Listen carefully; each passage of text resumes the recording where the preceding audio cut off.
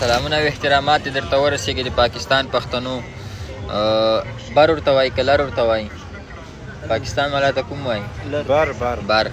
د بر پښتنو راویښ سئ همدا موقع د سړی درنه وړی د ګور راجک سئ ایرپورټونه وسوځوئ بسونه بلې پیرې کې مې هم درته ویلي ومل دا بسونه وسوځوئ بیا درنه پاتې وو بسونه وسوځوئ که نه او دې ته مه ګورئ چې والا دا به ایرپورټونه چور کړي زمونږ ایرپورټونه ګوره چور یې کړل یوه جمعه بعد بیرته فعال شوله کیسه کې مه اوسئ چې بیا به څوک راته جوړ نه کړي مونږ یې درته جوړو که نه زمونږ دا ټول پاکستان په دې بل مخ راواړوئ زمونږ د لوګر ولایت افغانستان لوګر ولایت د یادرې ولسوالۍ کې یو غر ده چې هغه غر نه چې صرف دا قیمتي ډبرې راوسپړې تاسې پاکستان 3-4 پیره په آبادیږي او کیسه کې مه اوسئ تاسې پنجاب نه ازادي واخلئ پښتونستان جوړ کړئ بیرته یې موږ درناسې نن بیا لوی افغانستان مړه یې کړئ یو 3-4 دانې په دا دومره پښتانه مړه شول یو 3-4 پنجابیان وولئ څلور یې چې وویشتل نور بیا ډارېږي 4,000 مړه کوي ګناه ته زه ولاړ یم ګناه ماس پې ولیکئ هغې دنیا کې په ورځ د آخرت یې الله پاک ته زه جواب وایم بیا به ثواب هم ورته رانیوئ که ثواب پکې که ثواب مو اوس ثواب به هم راسره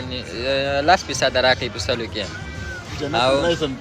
او دوغس ته چې زه ولاړ یم خو ثواب به هم لږ راکوئ که نه او راجک صاحب همدا مو موقع د سړی راخوشې کوي صحیح ده که ستنې ورته وکړلې د لیونتوب بس بیا به کوترو ته دانې اچوي لکه دلته چې څه رقم لیونیان دي اروپا کې چې کله زیرستان د جلکۍ سره ګیر کړي بیا ورته ستنه کوي چې ستنه یې ورته وکړه بس بیا کوترو ته دانې اچوي نو همدا مو موقع ده راوخسئ سړکونه ړنګ کوئ پلونه والوځوئ بسونه وسوځوئ بس سټیشن یې وسوځوئ برق قطع کوئ شمسۍ لاټین استعمالوئ که نه موږ نه خو زیات نه یی هر څه درته بیرته موږ جوړو تاسې صرف پښتونستان جوړ کړئ یا ټي ټي پي سره ودرېږئ ټي ټي پي سره ټي ټي پي ښه خلک دي خو منظور سره ونه درېږئ منظور پښتون سره منظور پښتون سره دې نه درېږئ ټي ټي پي سره نه منظور پښتون سره څنګه ګوره بده خبره ونه کړې چې دلته به مې ګوره اوس مبارزان درته خوا دې خوا کړي ورشئ منظور سره مه درېږئ ټي ټي پي سره ودرېږئ ټي ټي پي والا دا کار کوي منظور پښتون خو هسې نارې ویه طالبان ما اخره دلته کوم ځای کې ناست دی نوم یې ما اخله هېڅ مشکل نشته نو هغه وکړه